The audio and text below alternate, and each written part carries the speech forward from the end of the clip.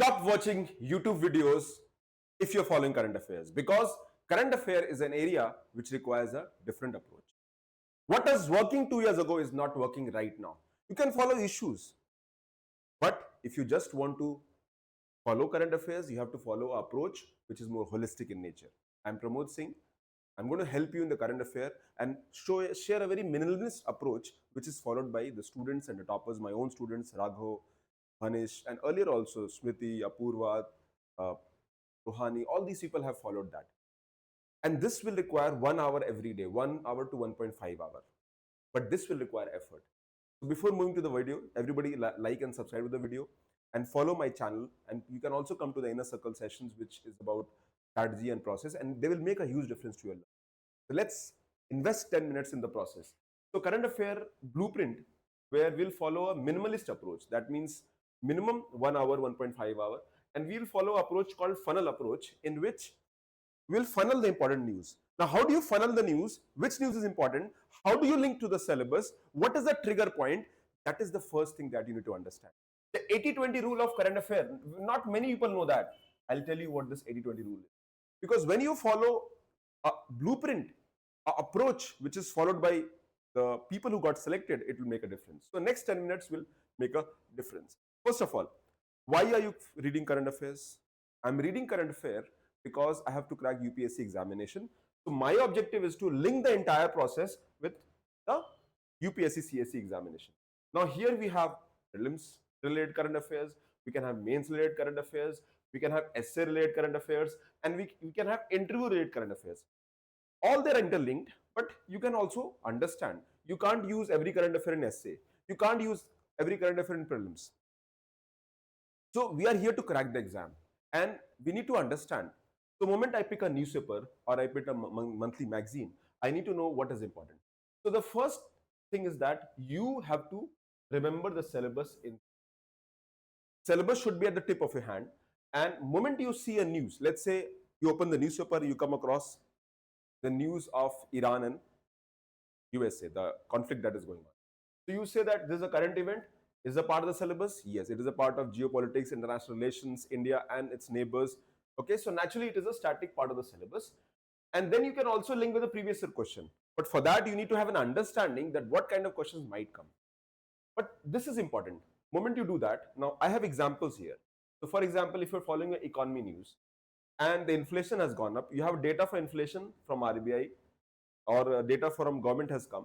You need to ask that which part of the static syllabus it is. It is a part of monetary policy committee, it is a part of repo rate system, it is a part of inflation system, and thereby it is a part of the syllabus. And then you need to ask that what kind of questions UPSC can ask in prelims, what kind of question UPSC can ask in mains examination. Similarly, on environment, there is a news on Paris Agreement or carbon credit, or there is a news on Nagoya Protocol. Moment you see that, you need to understand that this is the event and there are conference of party event, and you need to link with that.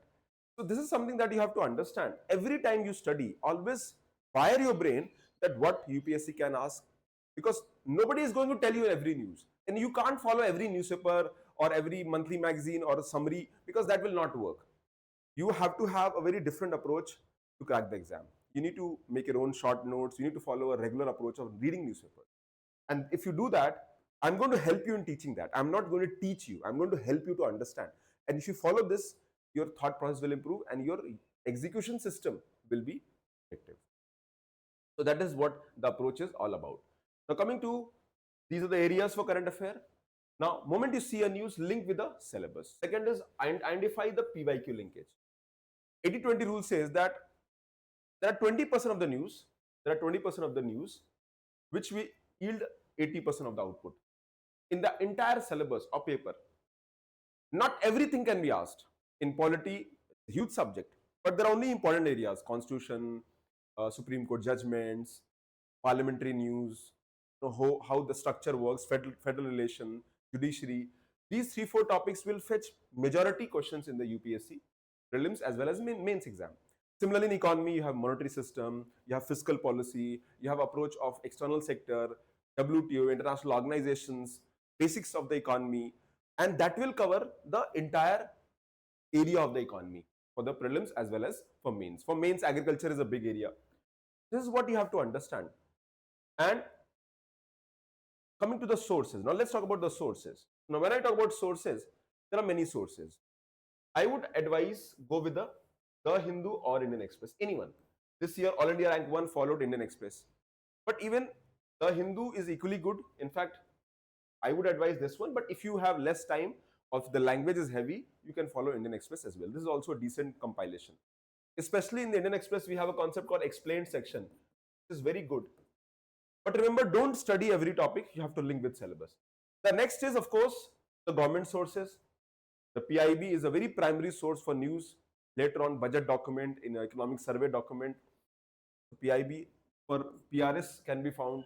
Again, there are other ultra sources, for example, magazines like Kurukshetra Yojana, but I would not advise these sources. You just follow one newspaper, because following multiple sources, you can't manage all of them. And in the end, any one monthly magazine or compilation, we have many good compilations in the market. You can follow any one. But I would follow only newspaper approach. Rest is secondary. What not to study? That is very important. Because when you are studying for preparation, you need to understand that local news, state news, political news, any kind of spicy news, entertainment news is something that you have to avoid completely. Now, these are the areas, they will cover 80% of the syllabus, 80% of the newspaper also. One more area which normally people ignore is the editorial part. And I want to discuss about the editorial part as well. I would advise that in the editorial section, you can make a thumb rule of 2 to 3 news every day. This is something that you need to follow that. Follow this. It'll, if you can't read, just read two articles of editorial. Just 2 articles. Just read that and leave everything else. Later on, you can complement with monthly magazine. But reading 1 or 2 editorial section is very important. And this again has to be linked with the syllabus part. And if you want to know further, you can come to my inner circle session where I take current issues. I'll discuss there. I tell how to approach these areas. So this is what you have to follow. The sources I mentioned, the pillars, the government sources, magazines. Daily reading 1.5 to 2 hour maximum. This is at the upper side, but I would say 1.5 hour. Always ask the relevance of the news. Is it part of the syllabus? Second is that which static syllabus it is linked with. Then what is the problem? What is the impact? And how UPSC can ask questions on that. So understand the issue. What is the background? Current development. Analyze with the PYQs and also the way forward. This I covered and this is the funnel approach. So when you follow the newspapers, okay, daily news, you come from multiple sources. You have, 2, 3 newspapers, 5 newspapers. You have so many random feeds, Twitter feeds, social media. Okay. Moment you see map with the syllabus and high frequency news in the 3 to 5 times a month. Now, many a times the news is coming every day. So don't read every day. Just follow the trend pattern. And when the news is closed, you can summarize it later on. But you can follow some major. So for example, government scheme, landmark Supreme Court judgment. Now, these are very important for exams because they will definitely come. And that is how you identify the priority topic. An international event. Many a time people ask, what should I leave in study in IR? You have to study in IR the area where UPSC might ask questions. So any international event which is impacting India as a country is there. So golden rule also for the mains is that if you can envision a topic as 10 to 15 marker question in the mains, it is a priority topic. And for that, you need to have a deep understanding of previous year question. I would advise that you can take PYQs, just read them every day, 15 minutes, invest in PYQs. 15 minutes in PYQs, just read them. Read them. Try to absorb them. What kind of questions might ask? Different areas. Don't try to solve them, read them. But as a beginner, once you have reached a threshold, then things are a little different. So that is what I would advise. And later on, you can also make a structured note. Note making is equally important part, and I'll discuss note making a different activity. And later on, when your basic notes are ready, you can do value addition from multiple sources. There are social media, there are AI-based tools, methods, there are government reports. They can help you in the answer writing. That is the objective. The idea is to follow a minimalist approach. Always focus on the exams requirement. Second is always link with syllabus. Analyze what kind of questions might be asked from UPSC and follow it in a structured approach where you can also make notes in the end, because revision is equally important. Just following current affair will not do, and that is how we follow. There is a whole workflow daily engine. If you want to know, I'll share this in the link. I will share this PPT. There's a link I'll share in the Telegram channel link, and you can go there. So that is the whole idea.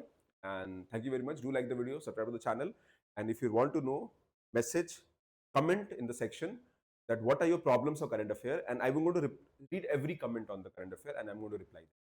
Thank you very much. Bye.